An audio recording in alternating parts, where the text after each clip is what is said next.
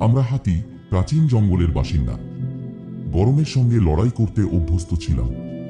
কিন্তু এখন গ্রিনহাউস গ্যাসের জ্বালায় আমাদের নদী শুকিয়ে যাচ্ছে, খাবার পানীয় সবই কমছে।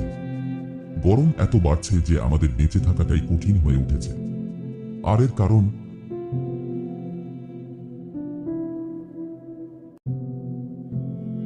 মানুষ যদি এখনই সচেতন না হয়, তাহলে আমাদের মতো বহু প্রাণী হারিয়ে যাবে।